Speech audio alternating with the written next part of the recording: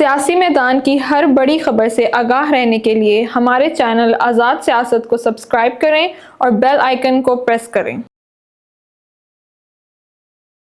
بسم اللہ الرحمن الرحیم۔ السلام علیکم، میں سلمان دورانی ہوں، آپ آزاد ڈیجیٹل دیکھ رہے ہیں۔ آج کے پوڈ کاسٹ میں عالمی منظرنامے پہ نظر دوڑائیں گے اور اس پورے منظرنامے میں پاکستان اور یہ خطہ کیسے افیکٹ ہوتا ہے، اس تمام کو ڈسکس کرنے کے ساتھ میرے ساتھ موجود ہیں جنرل ریٹائرڈ زاہد محمود صاحب۔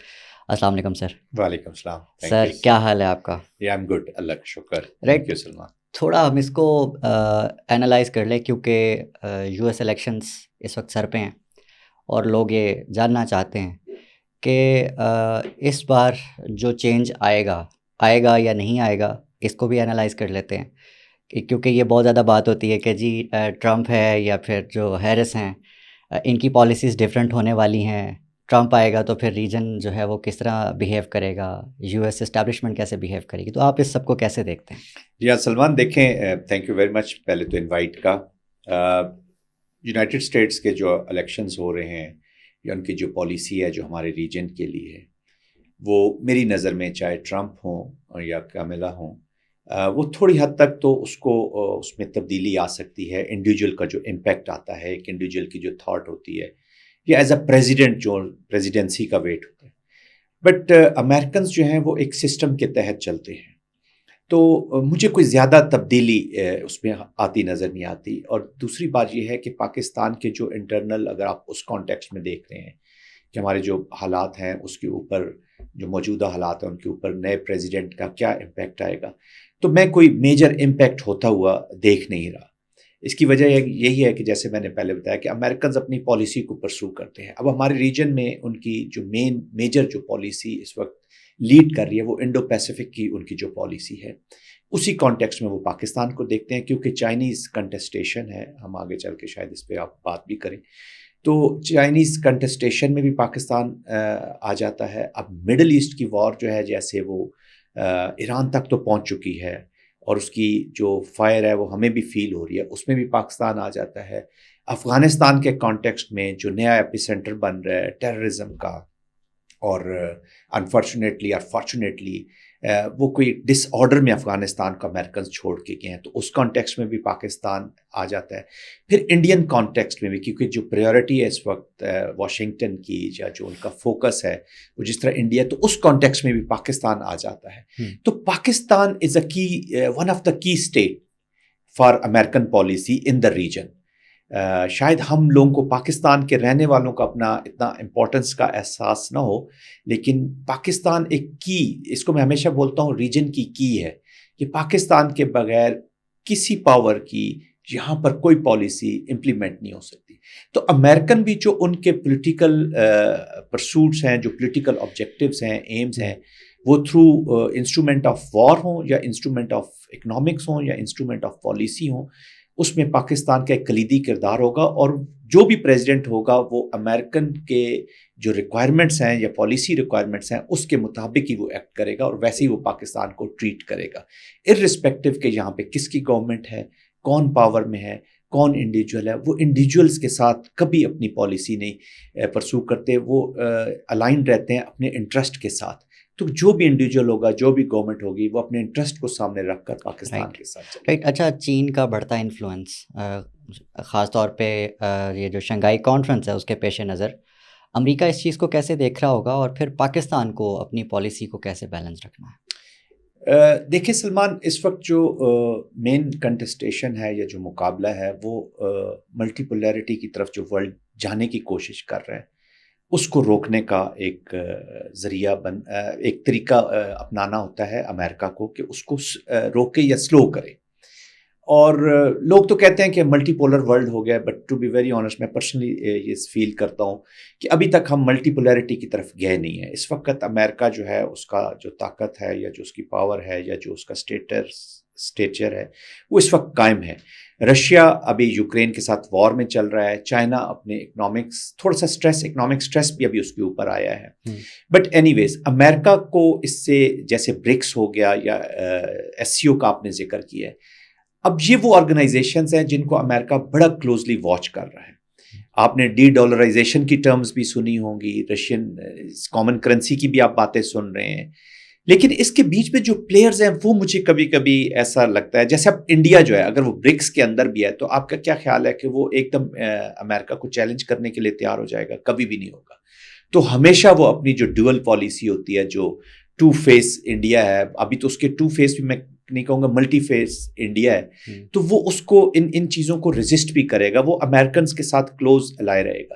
لیکن آف کورس امریکنز کے لیے یہ چیلنج تو ہے, چونکہ یونائٹڈ نیشنز جو ہے وہ اپنا جو ایک کلیدی کردار ہے اس میں وہ ویک ہو چکی ہے, وہ اپنا کردار نہیں ادا کرتی. تو اب جو اس طرح کی security and economic political organizations ہیں, جیسے برکس ہو گئی ہے, ایس سی ہو گیا ہے, یا کوارڈز وغیرہ بن رہی ہیں, یا جو انڈو پیسیفک کے نتیجے میں جو آرگنائزیشنز بن رہی ہیں, تو ان کا ایک امپورٹنٹ رول بنتا جا رہا ہے جو سلولی اینڈ گریجولی کنٹریبیوٹ تو ملٹی پولرٹی کی طرف کر رہا ہے, لیکن اتنی جلدی نہیں کر رہا کہ ہم ملٹی پولر ورلڈ بہت جلد ایک اسٹیبلش ہو, یا چین ایک دم اس پوزیشن میں آ جائے گا کہ وہ امریکہ کو چیلنج کر دے گا. ہاؤ ایور یہ جو کنٹسٹیشن بھی ہے امریکہ کی اینٹی چائنا جو پالیسیز بھی ہیں, وہ پرائمریلی اسی چیز کو روکنے کے لیے ہی ہے. رائٹ. اچھا, پاکستان کے لیے چونکہ آپ نے بتایا کہ اتنی کی پوزیشن پہ اس وقت موجود ہے کہ چاروں طرف سے خطرات نے گھیرا ہوا ہے. اب ایک امپورٹنٹ کنفرنٹیشن ہے ہماری افغان بارڈر کے اوپر. تو جو تھریٹس افغان بارڈر سے ہیں اور افغانستان کو لے کر جو پاکستان کے تعلقات ہیں, پاکستان اس کو کس طرح سے دیکھ رہا ہے؟ جی دیکھیں, افغانستان پاکستان کو سب سے زیادہ امپیکٹ کرتا ہے. انفارچونیٹلی ہم سمجھ رہے تھے کہ طالبان کی جو یہاں پہ ابھی عبوری حکومت آئی ہے, ہم سمجھ رہے تھے کہ شاید یہ اپنے کوئی پاس سے کچھ لیسن لرنڈ کر کے آئی ہوگی, یا کمیٹی آف نیشن میں ایک رسپانسیبل حکومت, ایک رسپانسیبل اسٹیٹ کے طور پر اپنا رول ادا کرے گی. وہ ہوا نہیں ہے. جو دوحہ ایکارڈ بھی ہوا, جہاں سے ان کی جو ایکارڈ کے بیچ میں انہوں نے جو کمٹمنٹس دیں کہ افغانستان کی سرزمین کسی ملک کے خلاف ٹیررزم, ایکسٹریمزم استعمال نہیں ہوگی, اس کی تو وائلیشن چھوڑ دیں. میری نظر میں اب تو وہ ان کی پالیسی کا حصہ بن گئی ہیں اسی عبوری حکومت کا. اس کی وجوہات ہیں, چونکہ یہ افغان عبوری حکومت کوئی ایک کسی پروسیس سے اسٹیبلش کی ہوئی حکومت تو ہے نہیں کہ یہ کسی ڈیموکریٹک پروسیس سے اسٹیبلش کی گئی ہو, یا کوئی کنگ شپ چل رہی ہو وہاں پہ, یا کچھ ایک نام جو جس میں. تو یہ حکومت بنی ہے ایک وار کے نتیجے میں. This is a by product of a war. اب جب by product of war politics کرتا ہے تو اس کا جو گن ہوتی ہے, یا جو پالیسی آف ویپن ہے, وہ لیڈ کر رہی ہوتی ہے. تو انہوں نے اب ان کی کچھ پولیٹیکل, کچھ انٹرنل اور کچھ اب ایکسٹرنل پلیئرز بھی وہاں پر آ کے جس طریقے سے وہ شامل ہوئے ہیں, تو انفارچونیٹلی ان کی پالیسی اب یہ ٹیررزم, ایکسٹریمزم, یہ انسٹرومنٹ بن گیا ان کی پالیسی پرسوٹس کا. تو دس از ویری ڈینجرس.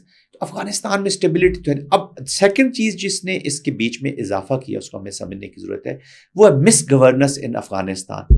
اب چونکہ وہ افغانستان کے لوگوں کو گورن ہی نہیں کر پائے, ان کو گورننس ہی نہیں دے پائے, ان کو اسٹیبلٹی نہیں دے پائے, تو انہوں نے پاکستان کے ساتھ یہ جنگ چھیڑ کر اپنے اکنامکس کو بھی امپروو کرنے کی کوشش کر رہے ہیں, اور اپنے لوگوں کی توجہ ہٹا رہے ہیں, اور وہ سارا بلیم جو ان کی مس گورننس کا ہے وہ پاکستان کے اوپر یا اپنے نیبرز کے اوپر ڈالنے کی کوشش کر رہے ہیں, تھریٹ کو ایکسٹرنلائز کر رہے ہیں. اس میں انڈیا کا کیا مفاد ہے پاکستان کو تباہ کرنے کے لیے؟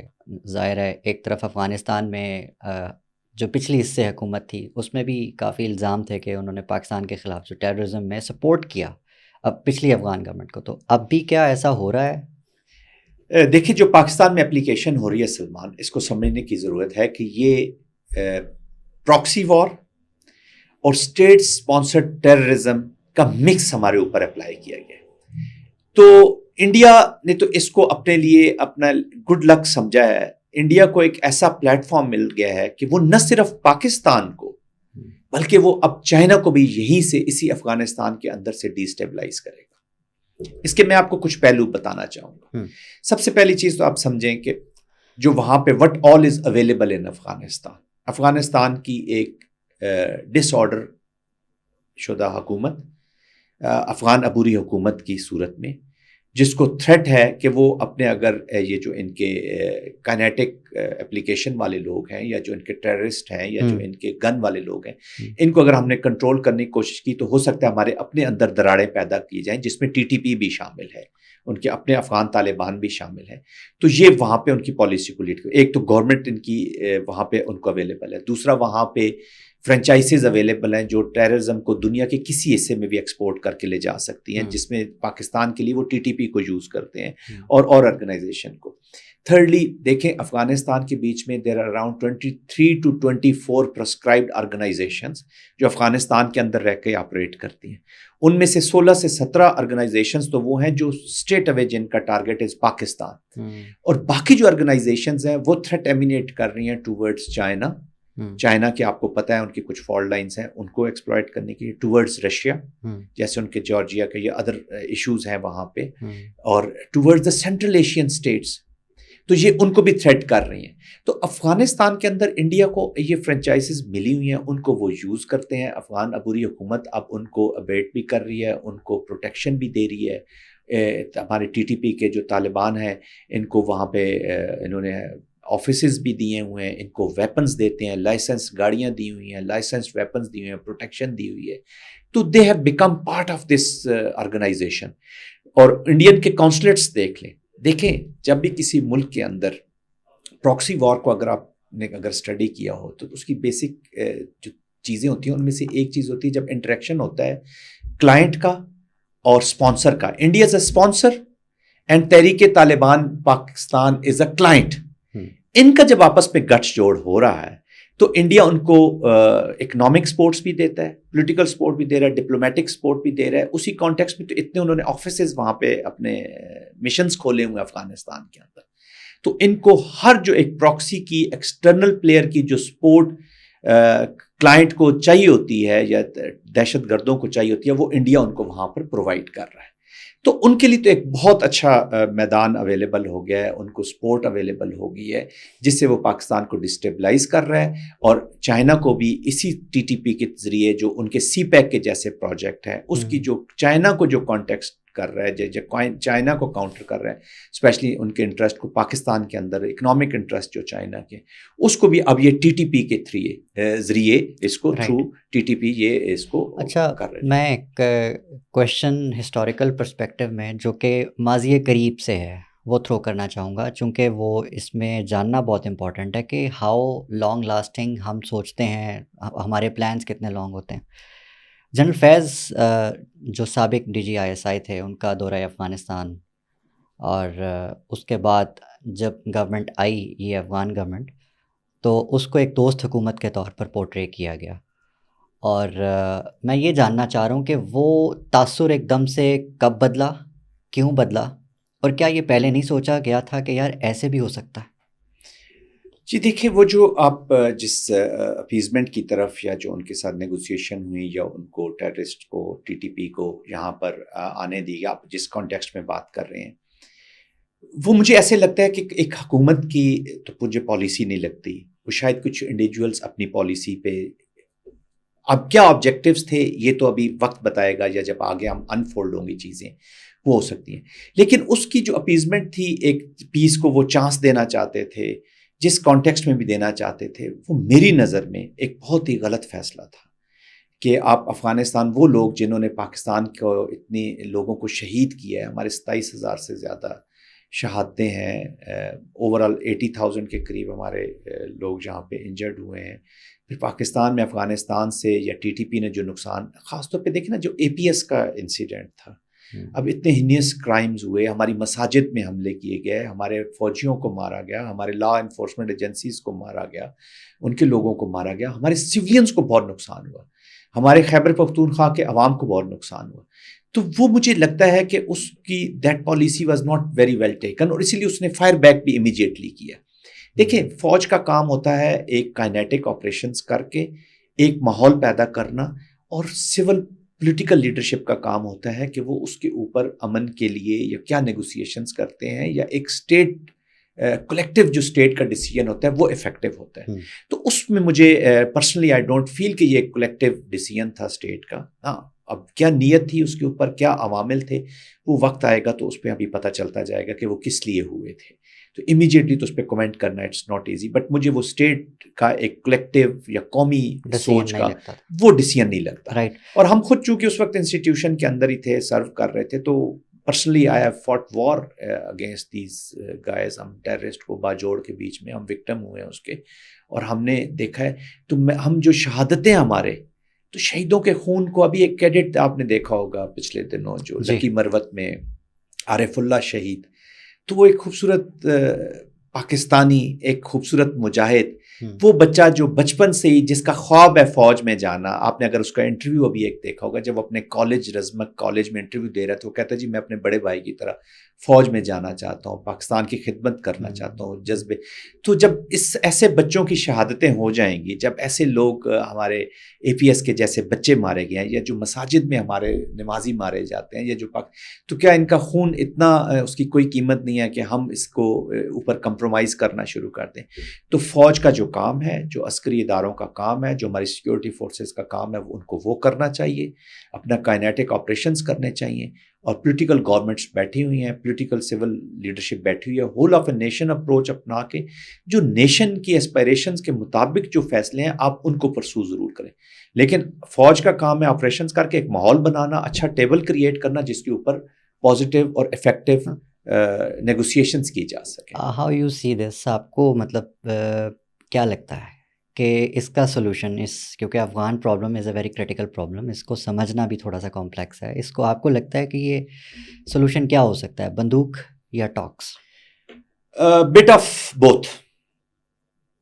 اس کی وجہ یہ ہے کہ دیکھیں افغانستان میں, پورے افغانستان کو, پاکستان کی عوام کے لیے اور افغانستان کی عوام کے لیے میں آپ کے پلیٹ فارم سے ایک بڑا امپورٹنٹ میسج اور ایک پوائنٹ ریز کرنا چاہتا ہوں. وہ یہ ہے کہ دیکھیں افغانستان کے جب ہم ذکر کرتے ہیں تو افغانستان کی عبوری حکومت جو انفارچونیٹ اپنی رسپانسبلٹی نہیں لے رہی, اور افغانستان کے وہ ٹیررسٹ تحریک طالبان کی صورت میں جو اور ٹیررزم کے ساتھ جو انوالو ہیں, ان کو تو آپ اپنے اینیمی والے موڈ میں یا اپوزیشن والے موڈ میں, یا ان کے لیے تو آپ اسٹریٹجی کارو کریں. جو بندوق والے ہیں ان کو بندوق کے ساتھ, جو سیاست والے ہیں ان کو سیاست کے ساتھ, جو ڈپلومیسی والے ہیں ڈپلومیسی کے ساتھ. لیکن افغانستان کی جو عوام ہے ان کا اس میں کوئی قصور نہیں ہے, یا ان کے اور پاکستان کی عوام کے بیچ میں جو نفرت بوئی جا رہی ہے. دیکھیں ابھی یہ ایک ایسا ٹاپک آپ نے چھیڑا ہے, جو بات کی ہے نا, اس کے بہت سے پہلو میں باتوں میں سی وہ نکل آتی ہیں چیزیں. کرنی چاہیے. خیال ہے آج ہمیں بات. دیکھیں نا ہمارا ٹارگٹ کیا ہے, انڈیا کا ٹارگٹ کیا ہو سکتا ہے؟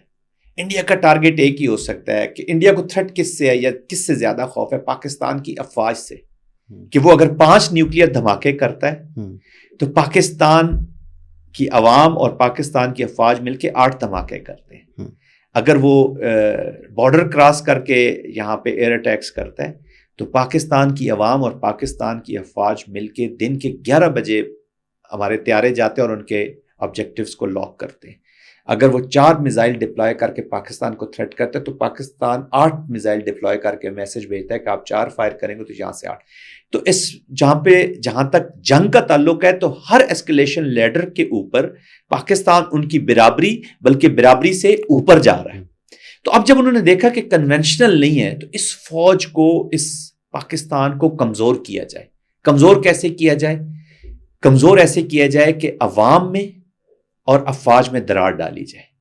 جو عوام کے بیچ میں کانفیڈنس ہے اپنی فورسز کے اوپر, اس کے بیچ میں تو ٹارگٹ کیا جائے عوام کی ہوپ کو اور ان کی دماغ کو, تاکہ جب یہ, کیونکہ دیکھیں جنگ اور امن دونوں کا سٹرکچر جو ہے وہ ایک ہی چیز پر کھڑا ہوتا ہے, اور وہ ہے عوام اور افواج کا ملاپ. اگر افواج اور عوام نہیں ہوں گی تو افغانستان کے اندر سے یہ ٹی ٹی پی کے ذریعے اور اپنے پروپیگنڈا کے ذریعے وہ افواج میں اور عوام میں دراڑ پیدا کرنا چاہتا ہے. ٹھیک ہے, تو یہ اب وہاں سے اس کو دیکھیں نا, اب اس کو ٹارگٹ کر رہا ہے. تو یہی افغانستان کی عوام میں اور پاکستان کی عوام میں بھی وہ دراڑ پیدا کرنا چاہتے ہیں. جب ہم کہیں گے نا افغانستان ہمارا دشمن ہے, افغانستان کی عبوری حکومت, افغانستان کے ٹیررسٹ, افغانستان کی عوام کے لیے پاکستان نے 40 سال سے زیادہ قربانیاں دی ہیں. ان کی عوام پاکستان میں آج بھی رہ رہی ہے. ریفیوجیز کی شکل میں 4 ملین کے قریب آج بھی یہاں پر موجود ہیں. افغانستان کی عوام کی بدنصیبی یہ ہے کہ ان کے اوپر ایک ایسی عبوری حکومت قائم کر دی گئی ہے, یا وہ جنگ جو مسلسل وہاں پہ رہی ہے, پہلے رشینز تھے, پھر امریکن وار شروع ہو گئی, تو یہ عوام کے ساتھ اتنا ظلم ہوا ہے. تو اب یہ جو ان کی عبوری حکومت اور اس طرح کے جو خوارج ہیں جو وہاں پر موجود ہیں, سب سے بڑے دشمن ہیں یہ افغانستان کی عوام میں. تو انڈیا کا اب دوسرا ٹارگٹ, پہلے پاکستان اور فوج اور عوام میں دراڑ, دوسرا افغانستان عوام اور پاکستان کی عوام میں نفرت, جس سے ہم نے اپنے آپ کو پروٹیکٹ کرنا ہے, اس سے ہم نے اپنے آپ کو بچانا ہے. تو آپ کہہ رہے تھے نا کہ پالیسی ہماری کیا ہونی چاہیے, کہ ہمیں کیا اپنا, دیکھیں جو فوج ہے, افواج ہیں, یہ اپنے کائنیٹک آپریشنز کریں تاکہ people of Pakistan should have confidence across the border یا ہر جگہ پہ. اگر ٹارگٹ دیکھیں, آپ نے افغانستان کو ڈوزرز دیے ہیں, افغانستان حکومت کو آپ نے ثبوت دیے ہیں, آپ نے ان سے سمجھانے کی کوشش کی ہے. جب ان کو اگر سمجھ نہیں آ گئی تو جہاں سے پاکستان کے خلاف جو قدم بندوق کے ساتھ پاکستان کے خلاف اٹھے گا, وہ نہ صرف افغانستان بلکہ اور بھی دنیا کے جہاں سے بھی اٹھے گا, Pakistan is supposed to reach and eliminate that. یہ آپ یاد رکھیے گا, ورنہ تو کل آج افغانستان ہے, کل کسی اور ملک سے شروع ہو جائیں گے, پرسوں تیسرے ملک سے, تو آپ کس کس سے لڑیں گے؟ تو نپ دا ایول ان دا بڈ. جنرل صاحب, پاکستان نے ماضی میں میجر آپریشنز دیکھے, جس کے بعد امن قائم ہوا پاکستان کے اندر. اب دوبارہ دہشت گردی نے سر اٹھایا اور اب عوام پریشان ہے کہ اب اگر یہ دوبارہ بلا بڑی بن گئی تو کیا ہوگا. تو اس کے لیے پاکستان کو کیا سدباب کرنا ہوگا, کیا پالیسی رکھنی ہوگی, پلس کیا ہم فیوچر میں کوئی میجر آپریشن دیکھ رہے ہیں؟ دیکھیں, پاکستان کا جو فیوچر ہے نا, اس کی جو ون لائنر جو فنڈامنٹل بیس ہے وہ ہے whole of nation approach. Pakistan کے ابھی اس وقت دیکھیں جو دہشت گردی کے واقعات ہیں, وہ دو جو ہمارے صوبے ہیں, خاص طور پہ خیبر پختونخوا اور بلوچستان, یہ مین ٹارگٹس ہیں جہاں پہ دہشت گردی کے واقعات. اب بلوچستان کی ڈائنامکس ڈفرینٹ ہے. بلوچستان میں وہ لوگ آپریٹ کر رہے ہیں جو پاکستان کا کہہ لیں کہ آپ نقشہ بدلنا چاہتے ہیں, جو ایک آزاد بلوچستان یا اس کی بات کرنا شروع ہو گیا. اب وہاں کی جو اپلیکیشن ہے وہ تھوڑی سی ڈفرینٹ ہے. خیبر پختونخوا میں وہ لوگ ہیں جیسے ٹی ٹی پی کی صورت میں جو ہمارا طرز حیات بدلنا چاہتے ہیں, جو ہمارا وے آف لائف بدلنا چاہتے ہیں. تو یہ دو تو میجر تھریٹ ہیں. اس کے بعد ان کے ساتھ انٹرنیشنل پلیئرز باہر رہ کر ان کو سپورٹ کر رہے ہیں. دیکھیں جو بلوچستان کی موومنٹ ہے, کوئی بھی جو انسرجنسی یا اس طرح کی جو موومنٹ ہوتی ہے, وہ اس وقت تک اس کے کامیاب ہونے کے چانسز بہت کم ہوتے ہیں کہ اگر ان کو آؤٹ سائڈ ورلڈ یا انٹرنیشنل کوئی سپورٹ حاصل نہ ہو. تو وہ انڈیا وہاں پر ان کو پرووائڈ کر رہے ہیں. پھر وہاں پہ عوامل شامل ہو گئے ہیں جو ہمارے ڈومیسٹک عوامل ہیں. اسی کے بیچ میں ہمارے جو پولیٹیکل ایک سٹرگل چل رہی ہے بلوچستان کے اوپر, وہ کسی وقت پھر بلوچستان پہ اگر ہم پروگرام کریں گے تو اتنی باتیں اس پہ کرنے والی ہیں کہ جو پولیٹیکل سٹرگل چل رہی ہے جہاں پہ کامنرز ابھی پاور میں آنے کی کوشش کر رہے ہیں, اور جو سرداری نظام ہے وہ اپنے آخری اچکولے سمجھ لیں کہ وہ کھا رہا ہے. تو اس کے بیچ میں بھی انہوں نے انڈینس نے جو ان کی مسنگ پرسنز کی گاب میں یا جو تحریکیں چل رہی ہیں یا جو یکجہتی کونسل ہے, اب ان کے بیچ میں وہ اپنی ایکسیس کر رہا ہے کہ وہ ان کو بھی اسی کے بیچ میں یوز کیا جائے. اور ادھر دیکھیں تو ٹی ٹی پی کے ساتھ ساتھ کائنیٹک ٹی ٹی پی کر رہا ہے. تو ابھی یہ جو تحریک پختون موومنٹس ہیں یہاں پہ اس طرح کی, تو ان میں انگریس تو انڈینس کر چکے ہیں, تو اب ان کو بھی ان کے ساتھ جوڑ رہا ہے. تو کہنے کا مقصد یہ کہ انٹرنیشنل پلیئرز ہیں, پھر ڈومیسٹک سپورٹرز ہیں, پھر ان کے ساتھ پولیٹیکل بھی ابھی وہ ملا رہا ہے, تو پولیٹیکل پلیئرز بھی آ رہے ہیں, ابھی آؤٹ سائڈ ایکسٹرنل بیلیجرنٹس بھی شامل ہو جائیں گے. تو یہ ایک تھریٹ کو ایک انہوں نے سرج اس میں آئی ہے. تو جیسے میں نے پہلے کہا کہ ہمیں امید کی جا رہی تھی کہ ہم افغانستان کے بیچ میں ایک جب عبوری حکومت آئی تھی تو ہم سمجھا کہ شاید وہاں پہ آرڈر آئے, لیکن وہ آرڈر کے بجائے ایک ڈس آرڈر آئے. تو سرج نے تو ہونا تھا. اب جو پولیٹیکل انوائرمنٹ ہے, جیسے ابھی رشیا میں یا ہمارے جو انڈو پیسیفک آپ جو اپلیکیشن ہے اس کو بھی اگر آپ دیکھیں تو چائنا کی کنٹسٹیشن اور پاکستان کا کواسی سٹیبل پاکستان رکھنے کے لیے یہ چیزیں اب مل رہی ہیں. اب جو مزدوروں کو جیسے مارا جاتا ہے یا جو سی پیک کے پروجیکٹس ہیں ان کو جیسے ہٹ کیا جاتا ہے, وہ basically China and Pakistan both economic ان کی جو ہے اس کو روکا جائے, ٹارگیٹ کیا جائے, جو پولیٹیکل ہے ڈی اسٹیبلائز کیا جائے. تو وہ ایک کواسی سٹیبل کی جو میں بات کرتا ہوں, دیکھیں آج کل کے دور میں ملکوں کے جغرافیہ تبدیل کرنا بڑا مشکل ہو گیا ہے، یا کنونشنل فورسز کی جنگ کے چانسز بہت کم ہو گئے، تو یہ وار پراکسیز کے تھرو ہی لڑی جا رہی ہے اسی کے. تو وہ نیشن جو ہیں وہ بریک نہیں ہوتی آج کل، یا ملک بریک نہیں ہوتے، امپلوڈ ہو جاتے ہیں. تو پاکستان کو امپلوژن کی طرف یہ لے جانا چاہ رہے ہیں. یہ سرچ اس لیے ہونی تھی، لوگ اس لیے پریشان ہیں کہ ابھی یہ ایک انوائرمنٹ اس وقت انٹرنیشنل ایسا بنا ہوا ہے جس میں 100% اپلیکیشن انہوں نے پاکستان کو فوکس رکھتے ہوئے اپنے باقی آبجیکٹیوز کو بھی پورا کریں. پھر انڈیا کے اندر دیکھیں آزادی کی تحریکیں، کشمیر کا چل رہا ہے، خالستان کی چل رہی ہے، نارتھ میں چل رہی ہے، تو ان سے بھی توجہ ہٹانے کے لیے وہ پاکستان کو ابھی تو ان کی تو ایک ڈیفائنڈ قسم کی پالیسی ہے، یا پروناؤنسڈ پالیسی ہے کہ گھس کے ماریں گے. کیا پالیسی ہے، کیا سوچ ہے؟ یہی ٹیررزم اور ایکسٹریمزم ہی ہے، اسی کے تھرو ہی وہ کرنا چاہ رہے ہیں. اچھا، کشمیر اور خالستان دو آپ نے بھی نام لیے، آپ کو ان کے کوئی لاجیکل سولوشنز ابھی تک کیا سمجھ آئے؟ دیکھیں اس وقت ایک نا اس ریجن کی ایک سب سے بڑی بدقسمتی یہ ہے کہ ہم نے تھا تو وہ پہلے بھی ہندو بھارت ہی تھا، لیکن اب وہ بہت پرومیننٹلی باہر آ گیا. تو اس ریجن کی بدقسمتی یہ ہے کہ ہم ایک نئی اسٹیٹ، نئے مائنڈ سیٹ کے ساتھ ہمارا مقابلہ آ گیا، یا ایک اس کی اپلیکیشن آئی ہے وچ از اے ہندو بھارت. تو وہ اپنی پالیسیز لے کر آ گیا. ابھی کشمیر کا جو 370 کا یا 35A کا جو انہوں نے چینج کیا، دیکھیں اب 2018 میں بھارتی سپریم کورٹ نے فیصلہ دیا ہوا کہ اس کا یہ اسٹیٹس جو 370 اور یہ والا یہ آپ تبدیل نہیں کر سکتے. انہوں نے کر دیا. تو اب ایک بدمست ہاتھی جو ہے نا وہ ہر چیز کو روننا چاہ رہا ہے. لیکن آپ ایک چیز کو یاد رکھیے، یہ ہم سب سننے والوں کو اور دیکھنے والوں کے لیے بھی یہ ضروری ہے کہ جو جینوئن موومنٹس ہوتی ہیں، جو انڈیجنس موومنٹس ہوتی ہیں، وہ سلو یا تیز تو ہو سکتی ہیں، ختم کبھی بھی نہیں ہو سکتی. وہ بچے جن کے والدین مارے گئے، یا جس کا باپ مارا گیا، یا جس کا بھائی مارا گیا، چاہے وہ 5 سال کا تھا، 6 سال کا تھا، اس کے خون کے اندر ایک نفرت اس اسٹیٹ کے خلاف پیدا ہو چکی ہے. اب جو سکھوں کے ساتھ جو آپریشن بلو سٹار تھا 1984 کا آپ دیکھ لیں، وہ جو ظلم ہوا. اب جو کینیڈا میں آپ نے دیکھا کہ ان کے سکھ رہنما کو ایک کو مار دیا گیا، نیجر کو، وہاں پہ امریکہ میں پرسوٹ کر رہے ہیں، سکھوں کو جو دبایا جا رہا ہے وہاں پہ، یا جو کشمیر میں مسلمانوں کے ساتھ ورچولی تو Muslims of Kashmir are living in a jail, وہ ایک جیل میں رہ رہے ہیں. تو آپ کا کیا خیال ہے کہ یہ آزادی کی تحریکیں اس طرح دبائی جا سکتی ہیں؟ ہاں دیر ہو سکتی ہے، لیکن یہ نہیں ہو سکتا کہ اس کو ایڈریس نہ کیا جائے. وہ ٹمپریری طور پہ، چونکہ اس وقت انٹرنیشنل ایکسیپٹنس بھارت کی بہت زیادہ ہے، تو ٹمپریری طور پہ اس نے دبا تو دیا ہے، ان چیزوں کو دبانے کی کوشش تو کر رہا ہے.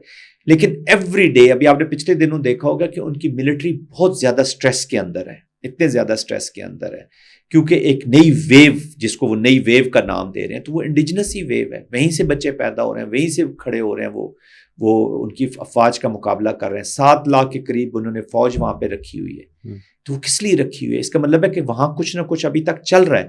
تو انہوں نے انٹرنیشنل میڈیا کی ایکسیس کو روکا ہوا ہے، UN آبزرورز کی ایکسیس کو روکا ہوا ہے، وہاں پہ کرفیوز. تو ایک زبردستی انہوں نے چیزوں کو دبایا ہوا ہے، ختم نہیں کیا. اور انشاءاللہ میں دیکھتا ہوں کہ یہ انشاءاللہ ہماری زندگی میں ہم دیکھیں گے کہ یہ اپنے منطقی انجام کو پہنچیں گی، یہ تحریکیں، اور اپنے آبجیکٹیوز حاصل کر کے رہیں گی. جنرل صاحب، کچھ لوگ اس کو بلوچستان کی جو آزادی کی تحریک ہے اس سے ریلیٹ کرتے ہیں اور سوال کرتے ہیں. آپ کو ان کے سوالات کتنا لاجیکل لگتا ہے؟ دیکھیں بلوچستان کے، جیسے میں نے آپ کو بتایا، بلوچستان کا ایشو ہمارا، to be very honest, major issue جو ہے نا ہمارا بیڈ گورننس کی وجہ سے ہوا ہے. جو لوگ ہیں ان کے جو جینوئن مسائل بھی ہیں، ان کی جو ترقی ہے وہ نہیں ہونے. ابھی ہم اس کو چاہے سرداری سسٹم کی وجہ سے کہیں یا جو ہماری کرپشن کی وجہ سے کہیں، تو major issue in Balochistan is governance issue. اور دیکھیں بلوچستان کے ساتھ، بلوچستان 1972 کے بیچ میں 1972 میں یہ پروونس بنا، یہ بیوی پروونس ہے ہمارا. باقی سندھ ہے وہ 1843 کا میرا خیال میں، پنجاب اسی طرح 1827، تو جو پرانے پروونسز ہیں. تو 1872 میں بلوچستان پروونس بنتا ہے اور اس کی گورنمنٹ آتی ہے. تو آپ کو پتہ ہے پہلا ایڈمنسٹریٹو شروع کے آرڈرز میں سے ایک آرڈر یہ تھا کہ جو وہاں پہ 3500 ٹیچرز ہیں who are non بلوچیز، ان کو ایکسپیل کر دیا گیا بلوچستان کے اندر سے. اب یہ بہت بڑا ایک وار تھا بلوچستان کی ترقی کے اوپر. آپ سمجھ لیں کہ یہاں پہ تعلیم اس طریقے سے آنے ہی نہ دی جائے. ہم تو بدنام کر دیتے نا جی اسٹیبلشمنٹ نے یہ کیا یا فوج نے یہ کیا, فوجیوں نے کچھ نہیں کیا. تو یہ کون تھے وہاں پہ, کون سی حکومت تھی؟ میں اب ان کے نام نہیں لینا چاہوں گا. پاپولر کویسچن یہی ہوتا ہے کہ اسٹیبلشمنٹ نے یہ کر دیا. دیکھیں وہاں پہ 17 چیف منسٹرز آئے ہیں علی, جن میں سے 14 چیف منسٹر سردار تھے. 3 چیف منسٹر جو ہیں وہ نان سردار ہیں, جس میں ڈاکٹر مالک صاحب, ان کا بڑا اچھا ٹائم انہوں نے گزارا ہے ایز اے چیف منسٹر, بڑی کنٹریبیوشن تھی. یا ابھی جو پریزنٹ ہے, یا قدوس بزن, جو میرے خیال میں یہ 3 جو تھے نان سردار.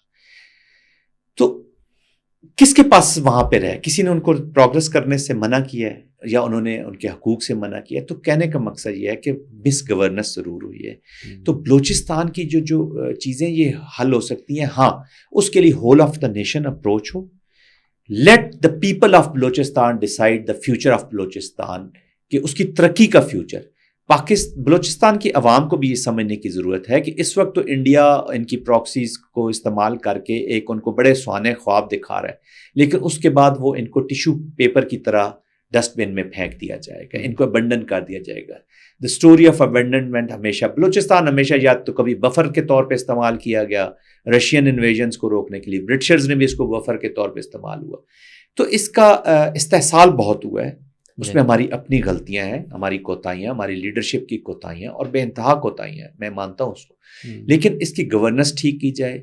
یہاں کا ہر جو بلوچستان کا رہنے والا ہے, اس کے جو حقوق ہیں, جو اکنامک حقوق ہیں, جو اس کی تعلیم کے حقوق ہیں, جو اس کے سوشل حقوق ہیں, جو اس کے پولیٹیکل حقوق ہیں, وہ اس کو پہنچائے جائیں. پولیٹیکل سسٹم کو اچھا کیا جائے, جینوئن پولیٹیکل لیڈرشپ کو آگے لایا جائے, اور اس کے بعد جو سپورٹ ہے تمام اداروں کی, وہ بلوچستان کے لیے ہر وقت اویلیبل رہتی ہے. وہاں پہ ابھی کیڈٹ کالجز آپ دیکھ رہے ہیں بن رہے ہیں, وہاں پہ یونیورسٹیز بن گئی ہیں, 11 کے قریب وہاں پہ یونیورسٹیز ہیں ان کے بچوں کے پاس.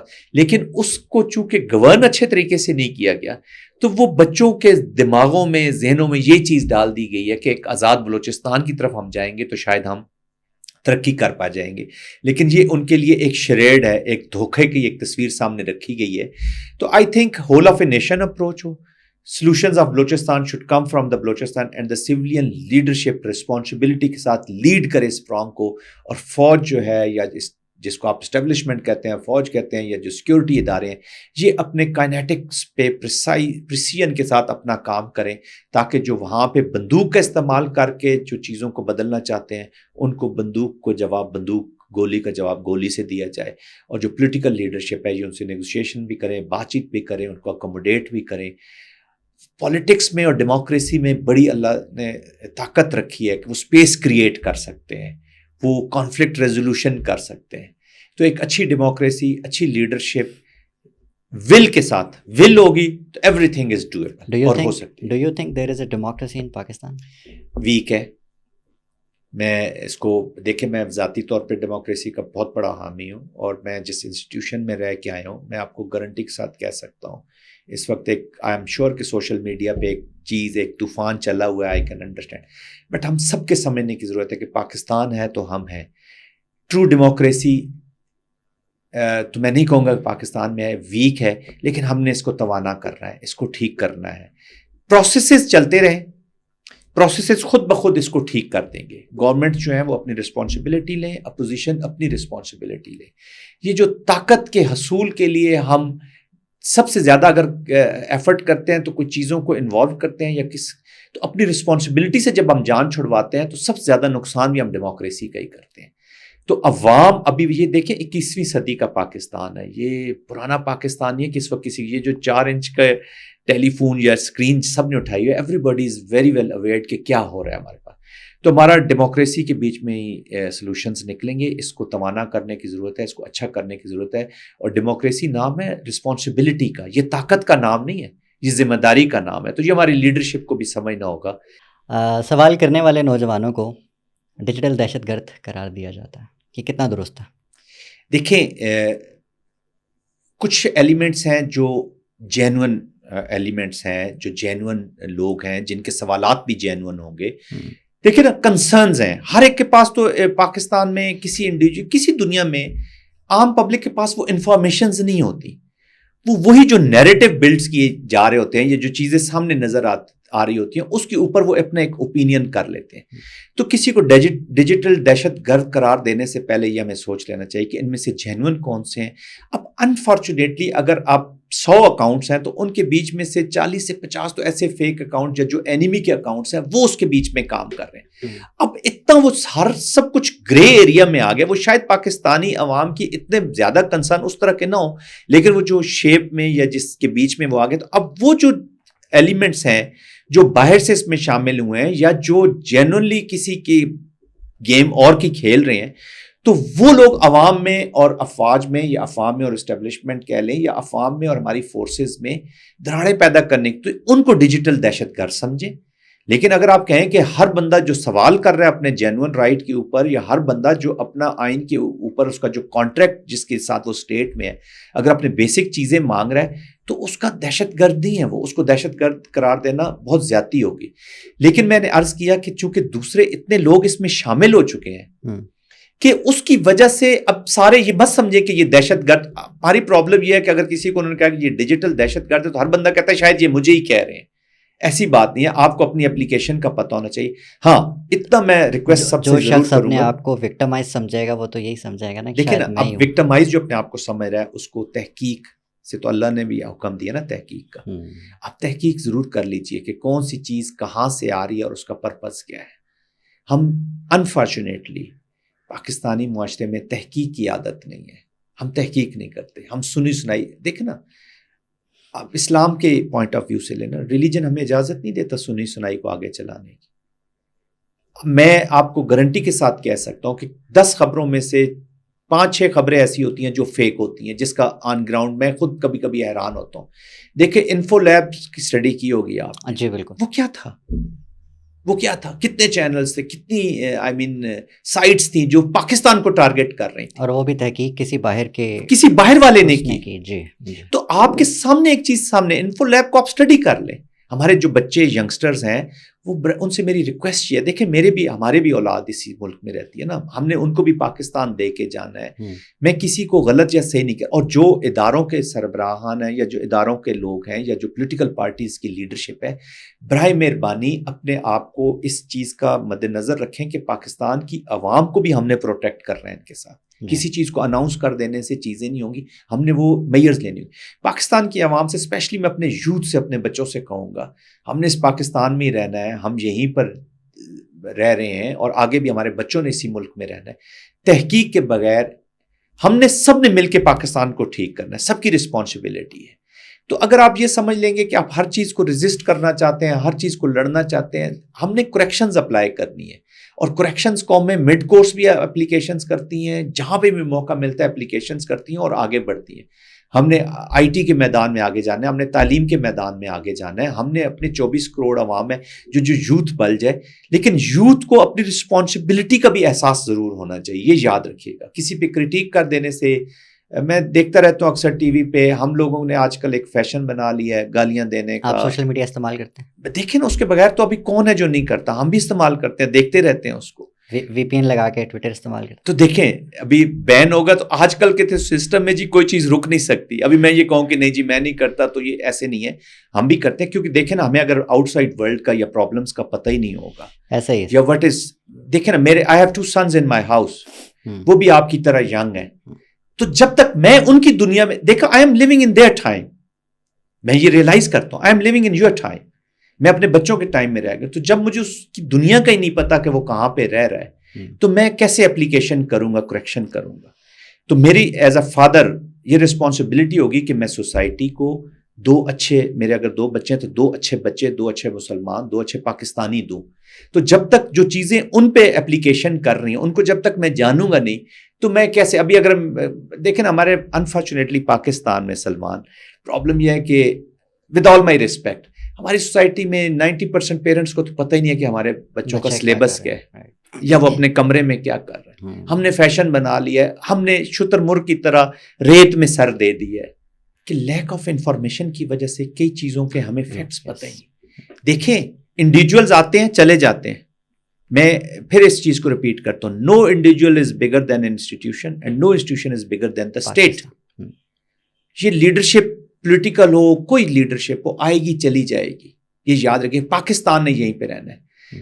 آپ اپنی دیواروں کو صاف کریں, ان کو رنگ روغن ضرور کریں, بنیادوں کو نہ ہلائیں, گھر کی بنیادیں نہ ویک کریں. بڑی خوبصورت بات کی آپ نے. آپ اپنی دیواروں کے ساتھ کام کرتے رہیں, خوبصورت پینٹ کر لیجئے, ان کو رنگ اچھا کر لیجئے, چھت خوبصورت کر لیجئے, گھر کا فساد خوبصورت کر لیجئے, بنیادوں کی طرف مت جائیے. میں اور آپ کوئی بھی نہیں رہے گا.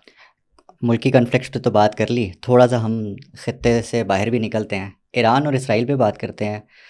کچھ لوگ کہہ رہے ہیں کہ جی سم پیپل اپلاز اسرائیل کا اٹیک, کچھ لوگ کہتے ہیں ایران کا اٹیک اچھا ہے, اور کچھ کہتے ہیں یہ فرینڈلی میچ ہے. How do you see this picture? جو ایران اور اسرائیل کا کانفلکٹ ہے, چونکہ اب یہ جو پاپولر ایک کنسٹرکٹ اس کا جو بن گیا ہوا ہے, وہ انفارچونیٹلی یا فارچونیٹلی واٹ ایور, یہ پراکسیز کا ایک وار کی شکل میں اس کو دنیا دیکھ رہی ہے. جو اسرائیل ہے اس کو جو اس طرف ہے دنیا کی, وہ کہہ رہی ہے کہ جی اسرائیل از اے امریکن اینڈ ویسٹ پراکسی, اور حماس اور اس کو وہ حزب اللہ وغیرہ کو اور ان کو آرگنائزیشنز کو, ہوسیز کو جو بھی ہیں, وہ ان کو ایرانین پراکسی کے طور پہ کہہ رہے ہیں. تو جب اس طرح کی وار گرے میں چلی جاتی ہے, جب وائٹ اینڈ بلیک سے نکل کے گرے میں چلی جاتی ہے, تو اس کے اوپر ہر ملک, ہر شخص جو ہے وہ اپنا ایک نیریٹو بلڈ کرتا ہے. تو یہ ابھی آپ نے جو ذکر کیا, یہ انہی نیریٹیوز کا ہے. How ever this is a serious phenomena. دیکھیں, اس کو میں وار نہیں کہتا. اسرائیل اور یہ جو ایرانین کہہ لیں, یا جو فلسطین کا ایکچوئل جو مین جو کانفلکٹ ہے, یہ جینوسائیڈ ہے. یہ جینوسائیڈ ہو رہا ہے وہاں پہ. ابھی دیکھیں جیسے انروا کا وہاں پہ پابندی لگا دی گئی ہے یا جس طرح کی, تو یہ جینوسائیڈ ہو گیا. Humanity is under stress. تو میں تو اس کو اٹ از اے وار. دیکھیں نا, مسلمان تو مر رہا ہے یا غریب انسان تو مر رہا ہے وہاں پہ. تو ہیومینٹی کے کانٹیکسٹ میں اس کو دیکھتا ہوں. اس کے بیچ میں جو گرے میں رکھ کے اس کی جو پیس کی ایفرٹس ہیں, یا اس کو یہ کہہ کہ یار یہ تو ایک شریڈ ہے, یہ ایک جھوٹ ہے, اس کے اوپر ہم اپنی شاید ان ایفرٹس میں کمی کہیں نہ آ جائے.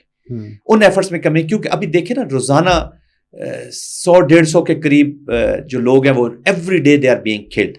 بچے دیکھیں, ابھی یہاں سے میں نے جیسے انروا کا ذکر کیا کہ یونائٹڈ نیشن کی جو چلڈرن یا جو ریفیوجیز کا وہ تھا پروگرام, وہ وہاں پہ اسرائیل نے کل اس کو پرسوں لا پاس کر کے اس کو بند کر دیا, ان کے ایکٹیویٹیز کو. تو وہاں پہ بچے مر رہے ہیں, عورتیں مر رہی ہیں. تو اس کو کانفلکٹ ہی سمجھا جائے, کانفلکٹ کے اسی میں رکھا جائے, اور جو پیس ایفرٹس ہیں, اور Pakistan has an important role to play in this. Pakistan نے اب رول پلے کرنا ہے, ہیومینٹیرین کر رہا ہے, بہت اچھا طریقے سے شروع ہو گیا ہے. ہیومینٹیرین ہمارا رول پلے ہو رہا ہے. جو ہمارا ڈپلومیٹک پولیٹیکل رول ہے, اس میں بھی ہم نے اپنے آپ کو تھوڑا سا افیکٹو کرنا ہے, اور Pakistan can play an important role in this, اور کیپیسٹی بھی ہے, کیپبلٹی بھی ہے, ول بھی ہے. اس رول کو ہمیں پلے کرنا ہوگا. رائٹ. اچھا, جاتے جاتے چونکہ وقت زیادہ ہو رہا ہے اس پوڈ کاسٹ کا, تو ہم اگلی نشست میں بہت ساری چیزیں ڈسکس کریں گے. تو جاتے جاتے یہ بتائیے گا کہ جنرل فیض کا جو ملٹری ٹرائل ہے, اس کے حوالے سے آپ کو کیا لگتا ہے کہ کب تک چیزیں کنکلوڈ ہوتی نظر آ رہی ہیں؟ دیکھیں سلمان, اس میں چونکہ میں فوج میں رہا ہوں, ادارے میں رہا ہوں, procedures are very very clear. یہاں پہ الحمدللہ کانفیڈنس ہونا چاہیے سب لوگوں کو کہ یہاں پہ جو ہمارے ٹرانسپیرنٹ پروسیجرز ہیں, سیٹ پروسیجرز ہیں. میں اس کو ایکسپلین ضرور کر دیتا ہوں کہ سب سے پہلے سمری آف ایویڈنس ریکارڈ ہوتی ہے.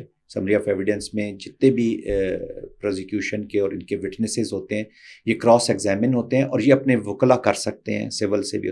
اس کے بعد پھر ٹرائل فریم ہوتا ہے, چارج فریم ہوتا ہے, اور اس کے بعد ٹرائل ہوتا ہے ملٹری کورٹ میں ان کا.